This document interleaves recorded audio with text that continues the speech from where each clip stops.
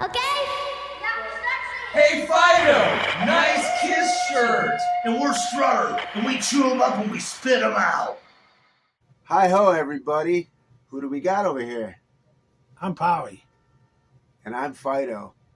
And we want to welcome you To episode 50 of the rockin'est podcast around. Hey, man, nice kiss shirt. Wow. The big 5-0.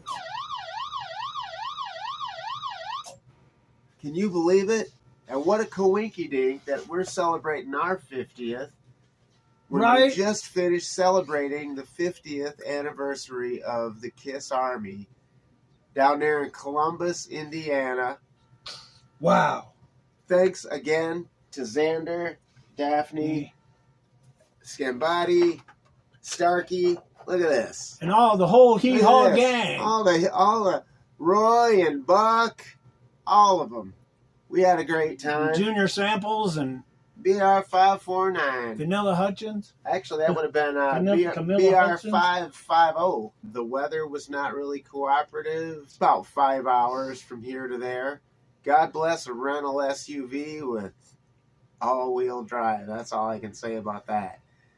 Boy, those Indiana drivers. The scary. Indiana wants me. But I won't go back there. They wanted me to stay in the right lane. I'm starting to wonder if the passing lane is a strictly Michigan concept, kind of like Verner's and Kogel hot dogs. It's hard to say. Some great people down there. Lots of cool. Yeah. Met Rex and met Phil and met Jake. Unfortunately, I didn't meet Jake's dad. Jake, by the way, is a fellow Midwesterner. And I want to give a shout out to Planet Kiss 96 and his channel. He's going to have a more in-depth recap of Saturday, I think. He took more video. I'm still an old dude who forgets to take his phone out of his pocket most of the time. To be in the same room with Jake and who I consider to be the OG Kiss fan, Mr. Bill Starkey.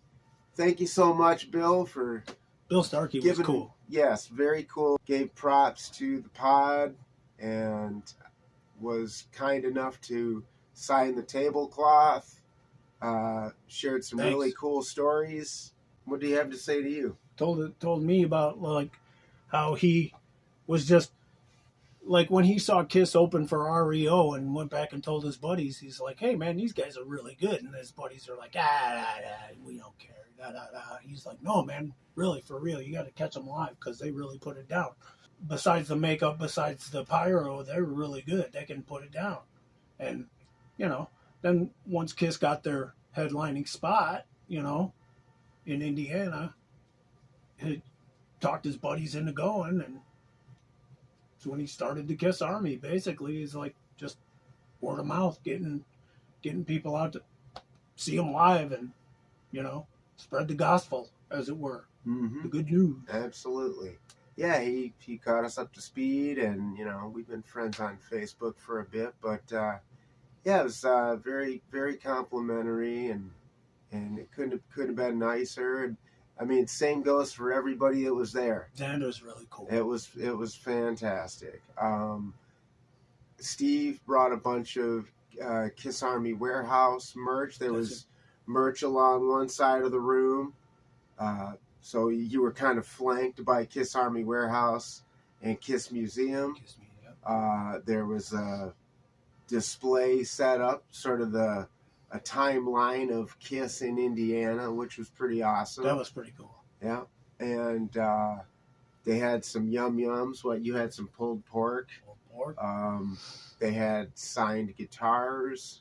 Again, Andrew Scambati was there. We got to see From Tokyo to You on the big screen. Which is very, very good, and I highly recommend it. You said over 75,000 people watched it on YouTube already or something? Yeah, a lot of people watched it. I watched it. It's great. It's great. Talks about Budokan on Live too. The similarities, as they say in Indiana, similarities of the shows, and play them, you know, side by Oh side. yeah. Budokan on Live too. It's like they very much seems like they recorded much of a Live 2 at Budokan. I got this. Oh, look at that, would you? It is a.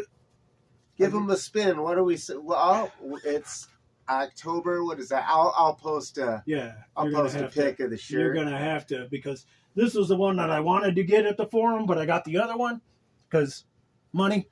Yeah, but it's always money. But I got this, and thanks to Xander, and another one that'll be on display. Mm-hmm. And then what'd you get? I got just a full frontal Levine cubes session, as I call it, Love Gun era.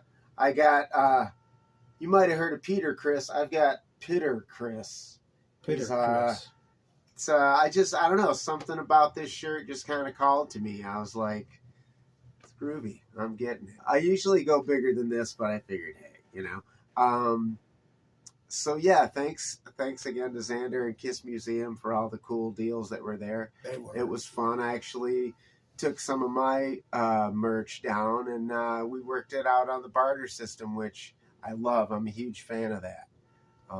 That way, you'd love Mexico. They can keep some money in their pockets, and everybody gets some Kiss stuff, and it's a win-win. I'll circle back in one of the questions this week about a couple of those items. Matter of fact, let's do that. A little segue from the t-shirts to the book. It's rock and roll all night and journal every day. It's a year-long guide celebrating the fun of being a Kiss fan. All year long. And it's Rick Howard's first book. Want to remind you, you know what? I did the same thing that I was going to do last week. Night. I don't have a copy of Wax Night in hand, but I'll post a pic. I want you to go to Amazon, because now there's a cover variant. Did you notice that?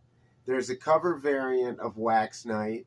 So buy 2 copies. Give one to a friend for Christmas, excuse me. Hell, get 3 books.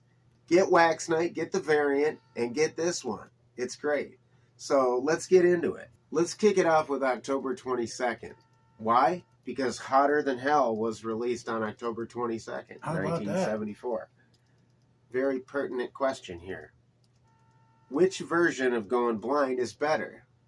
The original Hotter Than Hell version, or the 96 version from Unplugged? 95.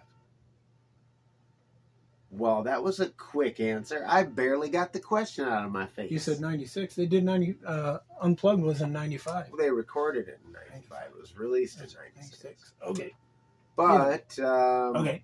I thought you were jumping right on that Unplugged answer. Is that No. That's not my answer. I prefer Hotter Than Hell. It's sludgy and drudgy and grudgy. Yeah, it's kind of the centerpiece of the dark and scary tone that Hotter Than Hell sets. That's my favorite. Yeah. It's like I'm not begrudging Unplugged's version. It's kind of cool, but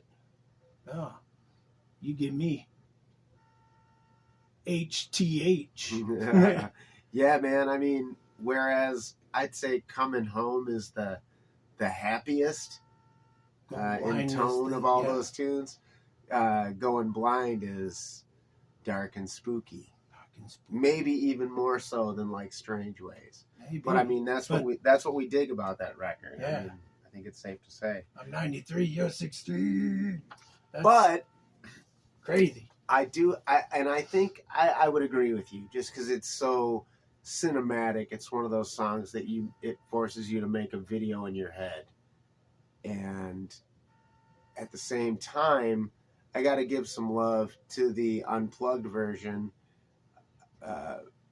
Gene's lyrical alteration to what I guess was the demo. The original version. Yeah, the original version. Land Beneath the Sea. Yes. The whole bit. And it does sound cool, and I don't think that album gets enough love from the Unplugged. When people have conversation about Unplugged and all the different artists. You know, it's always you MTV always hear Unplugged. people blah blah blah Talk about George Nirvana. Michael or Yeah. Nirvana. Nirvana was great. I mean, don't get me wrong. I love it. I love Pat Smear being there. I love the whole Right. thing. But Kiss, for you know, and hats off to Bruce for translating those songs. For any of you who play guitar, you know how challenging it can be to Play leads on a freaking acoustic. Yeah. Those strings. I always thought he did a fantastic job. Yeah. So, yes, moving on to October 23rd. Are bootleg Kiss parking lot shirts actually cooler than Kiss concert shirts? What's your favorite Kiss parking lot shirt, and do you own any? I don't think so. I haven't seen bootleg shirts that are better than the ones at the actual merch table, you know, because otherwise they wouldn't be like $10 as opposed to 40, you know. And I think I do have you got me a parking lot shirt. Yeah. Because it's got Tommy and Eric on the front, and then on the back it's got the solo album pictures. Right. So, and there, I do like parking lot shirts for that reason, because it's some very oddball kind of thing.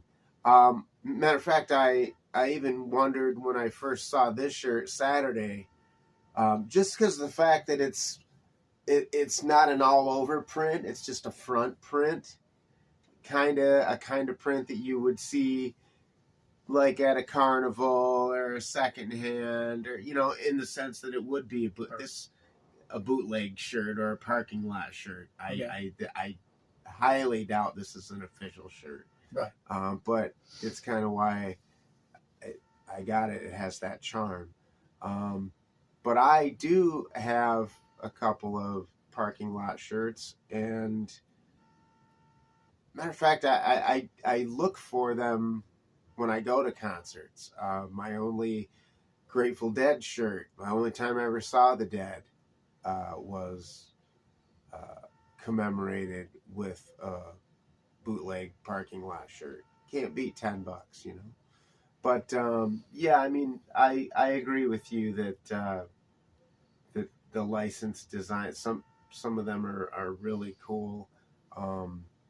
My favorite is as it says on the back, Crazy Nights tour. I got a parking lot shirt, and it's bizarre. I'll post a pic here. I've worn it on the pod before, but I dig it because of the fact that it's got 2 jeans on the front, and every member of Kiss has vampire fangs. If you look closely, they're vampires, and it makes absolutely zero logical sense, but it's kind of cool for that reason. So just for the fact that there's like so much more variation in bootleg shirts, I might have to give them the edge. Sure, they're like generally poorly constructed by comparison, but I think we've all had concert shirts that we've paid top dollar for that quickly started disintegrating, falling apart, what have you. So I guess maybe I could say it's a draw, and I like them both. So there you go. In a similar vein, October 24th asks, have you ever won a Kiss poster or mirror at a carnival? If so, what was it? And what's your favorite Kiss carnival piece? I think I tried to win a Destroyer mirror once and did not achieve it. So there was that. And it was Destroyer on a mirror. I did win a Destroyer mirror. Did you try to win yours at the Expo, the Genesee County Expo at Dorton Maple? That's the one. Yeah, we had this big carnival that came to Flint every summer. The Expo. Yeah, the Expo, and it was just it was sprawling on however many, 5 acres or whatever. Awesome thing that I wish they still had. They don't have it no more. I love it. But it's funny that like how pervasive the Destroyer logo, like that had to be the most popular image of Kiss for the longest time. Making of an American icon. There you go. Is that a reference to James Campion's book. excellent book? Excellent Shout it out book. loud. Shout it out loud. Get that wherever fine Books literature is sold. It's sold. Bought, sold, or processed. But yeah, same deal with me. I got a Destroyer mirror in that little weird, like, gold framed paper sleeve that the Carnival mirrors come in. I also threw darts and won a Destroyer tapestry. And these are, mind you, these are 3 different visits, but all to the same Expo Carnival. And then the last time I won any Kiss Carnival goodie was tapestry. I did say that the Destroyer thing was a tapestry too, right? You did. And then the second tapestry I got was Carole King. Animalize. That might have been the first tapestry I got. Right. But we'll save that for the Carole King podcast. Yeah. So, and it's coincidentally, both of those tapestries, keep your eyes on kissmuseum.com because those tapestries contributed to me getting this shirt, among other things. Xander is now the proud owner of those. He'll put them up, I'm sure. I don't know, unless he might have sold them at the...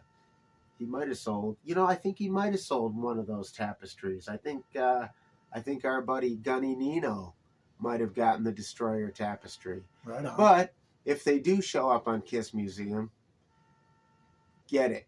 And that way you can say, this used to belong to Fido. So, because we all know how important that is for people to know. Not. So yeah, there you go.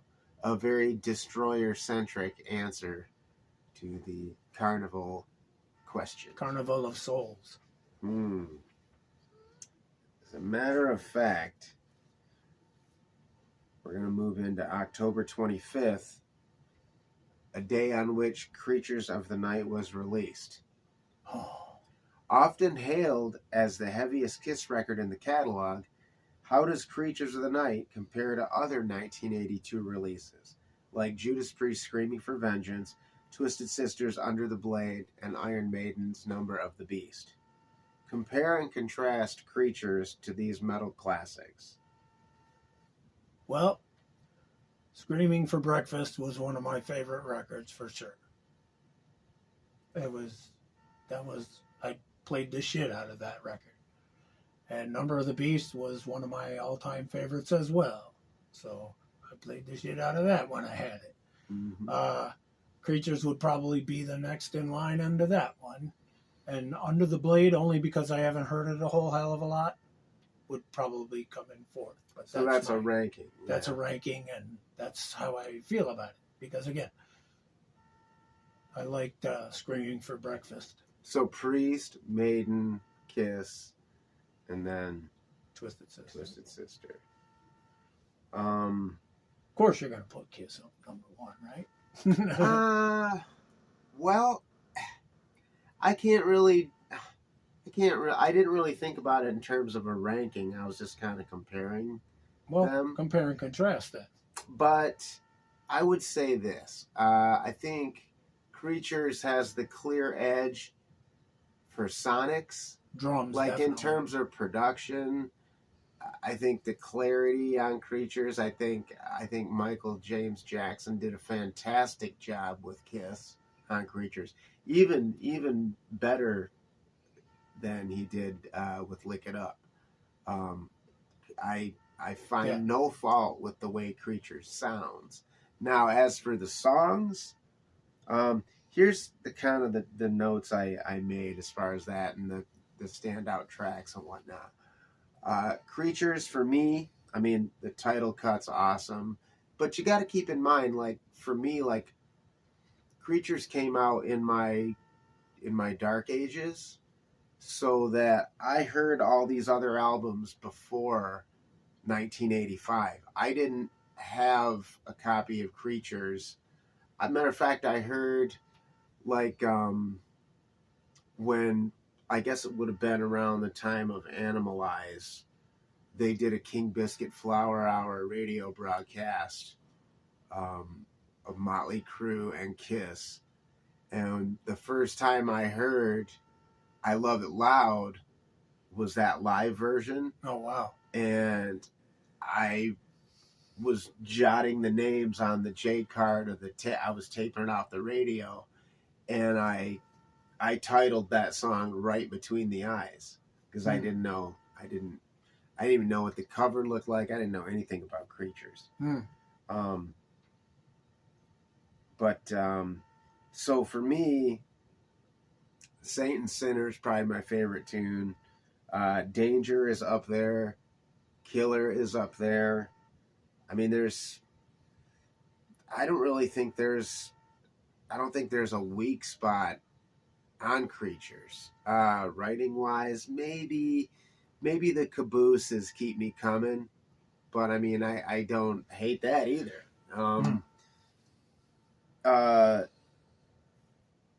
Then,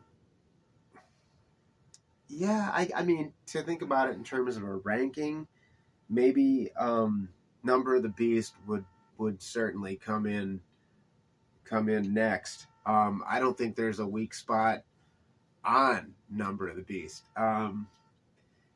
Even the sort of weakest track is slamming, and that's Gangland.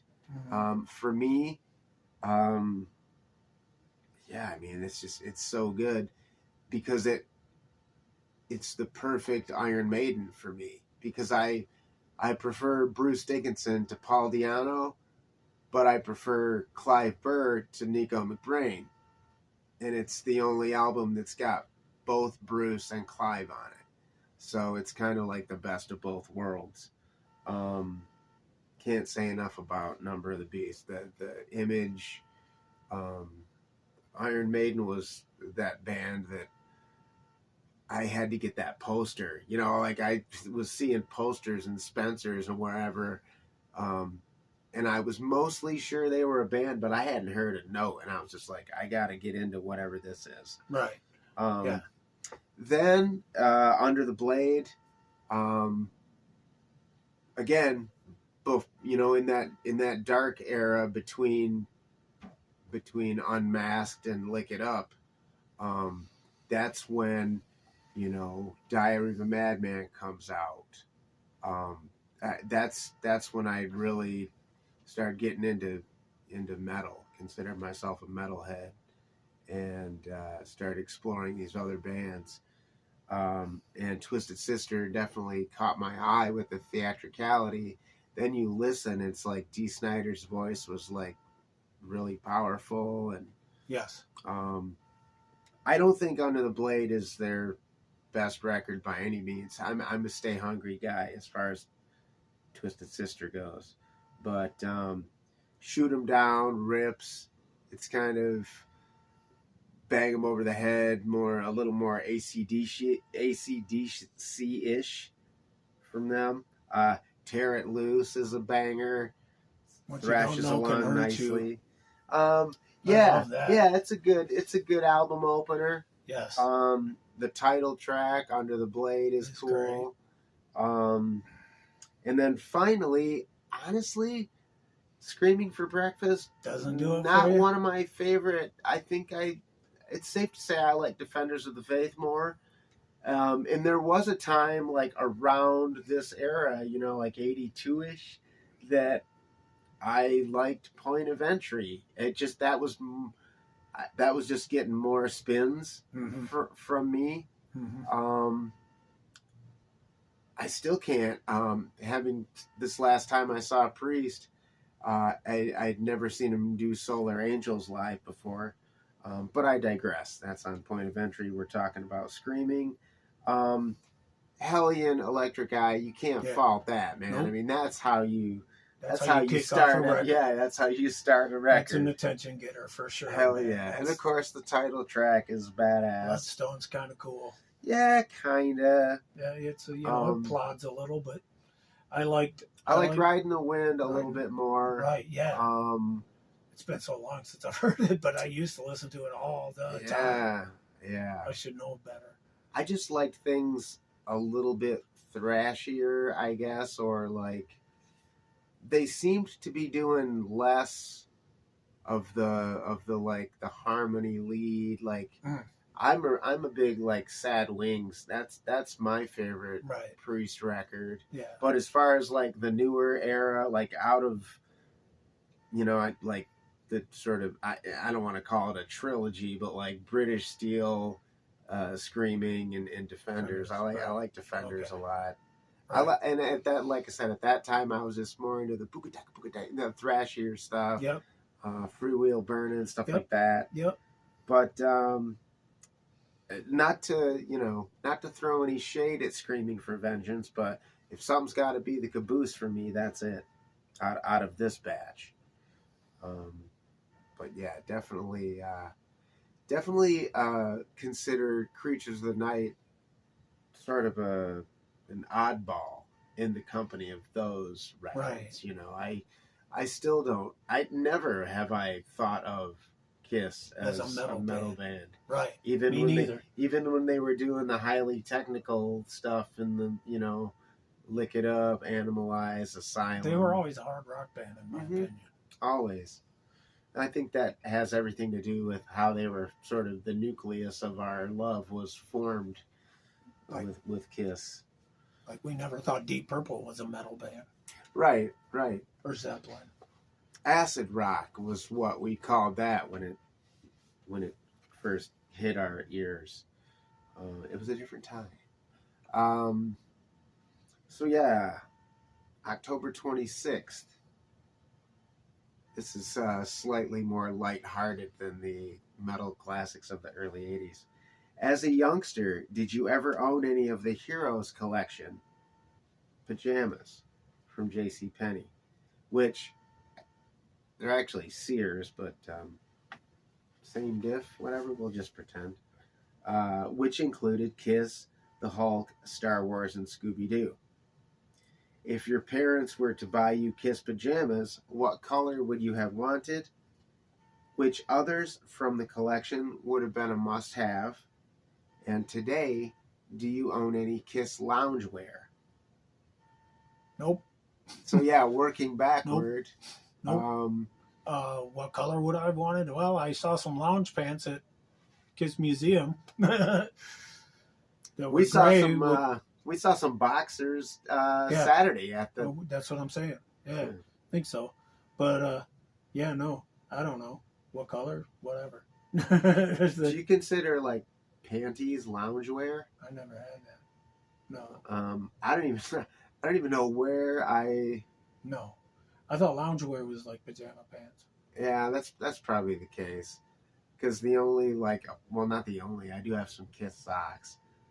And I don't even know who would have given me Rock and Roll Over women's panties. I do wear them when I'm feeling frisky, but yeah, I don't think that's considered loungewear. Don't post a pic here. I just might, Rabbit. I just might. So yeah, as far as the others from the collection, I would have loved some Star Wars jammies. I do remember, though, I'm pretty sure those were the same jammies that they had. They just had Darth Vader. I'll look into that. I didn't see any of that stuff. I'll scour the interwebs. You're going to have to. Some of my distant memories of sleepwear. I'm lost. But yeah, I would have definitely would have been Star Wars. Kiss and Star Wars are often linked in my child mind. As far as the color of the Kiss pajamas, I remember they had the green Kiss pajamas. I think it was my buddy Nate's brother, I think at some point, like when Nate got him, like he outgrew them and passed them down to his kid brother. I'll see if I can't find a pic of the green jammies, but yeah, I remember coveting those. And it's funny, like I guess would have been early 2000s when I was on tour with Great Lakes Smith Society. We stayed at this dude's, I think it was in Buffalo. The booker of the club, Mohawk Bar, would have bands like crash at his place so they could save money on a motel or whatever. And he put up spread for us, set up these spare rooms and showed us to the rooms. And I remember going up the stairwell, and one of the beds had Star Wars and Kiss sheets on the beds. Yeah. Oh, okay. And I was like, man, how did you know to put me in this room? This is perfect. Nice. But yeah, so anyway, I digress. But yeah, that's kind of thinking about all that Goofy Heroes collection kind of stuff. There's your answer for the 26th. The 27th asks, which band member's superpower from Kiss Meets the Phantom do you wish you had? And the bonus question, did Peter really even have a superpower? Which I think that's a weird question to ask, because I remember even before Kiss Meets the Phantom, the way the jungle grass grows out of the back of Peter's head on Rock and Roll Over, with it's over there. But I remember thinking that had something to do with super hearing, like he could hear really well, and I also imagine that cats could hear really well. And you can like shoot hairballs. Yeah, I don't know what I was thinking. But give me a break. I was like 7. But, I was thinking maybe Ace's teleportation kind of thing. You could just and wind up anywhere. That's like exactly. We could have just went and we'd be in Indiana. And not have to drive 5-6 hours in a blizzard. That's exactly my answer. I kind of thought that the shooting stuff out of your eye would be cool too, and you could do that now. You just have to let it get really infected. Right. Exactly. You'd have to have pretty good aim. Yep. But no, I think the teleportation. Yeah, absolutely. Ace had the coolest powers for sure. And he probably did one of the.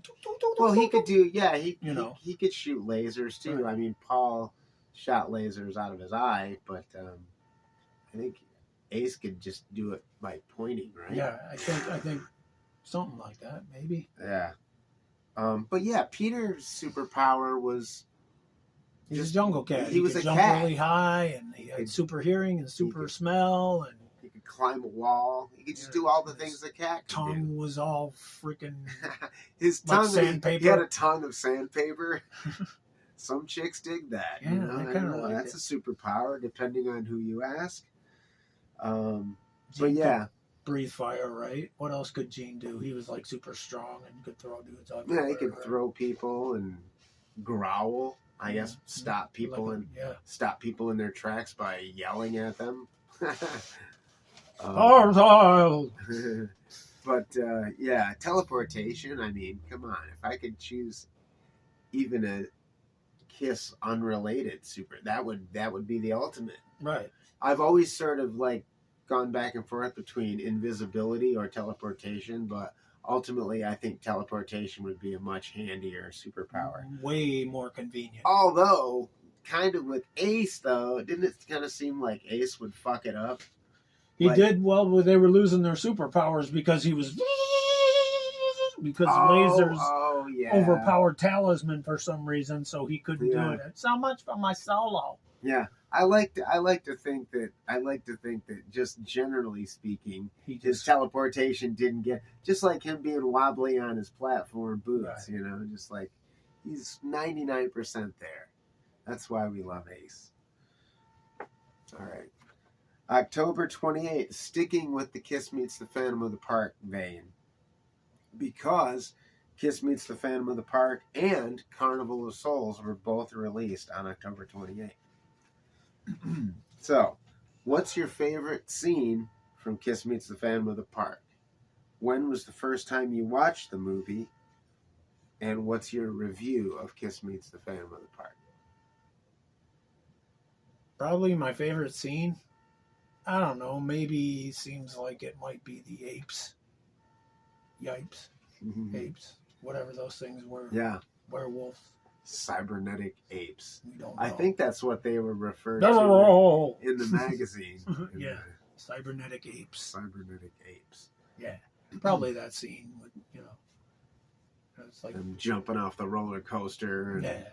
Paul shooting them down and not, like doing damage to the roller coaster. But Paul making that weird, angry face with the face that you never see Paul make. Because ever. it was a stunt double, wasn't it? Or was it the... No, I think that was actually Paul. Okay. But yeah, that was pretty good. There's all kinds of good.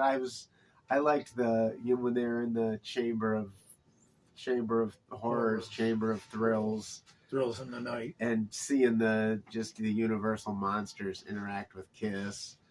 But probably my favorite, again, man, it goes back to Ace. The comic relief when they're stalking through the park at night. It's quiet. Too quiet. Oh, why didn't you say so? She wants a rocket ride. She wants a yeah. I remember laughing out loud at that part. And then they cut it out later, didn't they?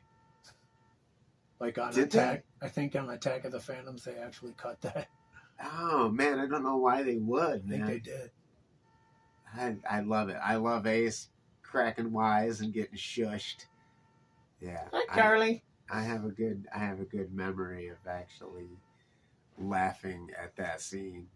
Give a review of Kiss Meets the Phantom of the Park. Jeez. Well, to kind of fold in the other question, I mean, Powie and I both saw it the night it came out, and as I've said before about going, being out to dinner after church with my grandparents, and all the old people lollygagging with their pie and their coffee, and I'm looking at my Mickey Mouse watch and just getting super impatient, and it was driving me insane. We were at Venus Coney Island for what seemed like an eternity. We finally got back to my grandma's, and I missed 5 minutes or something.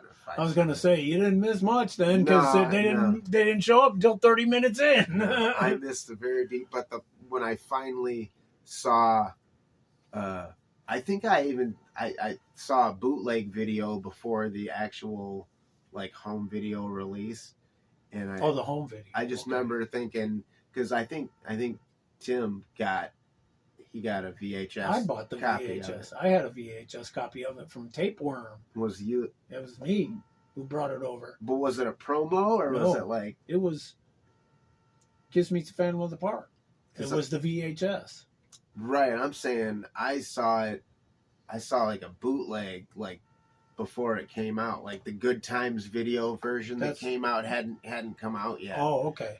And I just remember seeing that again because I was over at Tim's, and I just seeing that the title sequence with the roller coaster and them, sort of walking on the file. I was like, oh man, I finally get to see this part. But yeah, there's highlights in it for sure. I remember just kind of being what, when the evil Kiss did Rip and Destroy, and it never even occurred to me that you could that they could sing other lyrics over their songs. Right. And I just remember watching what Rip and Destroy, and what's going on, But yeah, again, it's just you have to be that perfect, gullible, dumb little age for Kiss Meets the Phantom to hit you just right. I don't care what any of the older fans say about how cheesy it is or whatever. I dig it. I think that's going to do it for us on this illustrious 50th episode of Hey, man, nice kiss shirt. As always, thanks to each and every one of you that are tuning in. I got a couple of new subs. Rex Smetzer, appreciate you, man. If you haven't already, like and subscribe. Like and After subscribe. you It's right put your there. two lips together and Right there. do that thing. Leave the comments. We love the comments. Love the comments. And we'll see you in episode 51. 51. Thanks, guys. Play hard. Play fair. Nobody hurt. Hey, man, nice kiss shirt. It's the Remco. Yeah.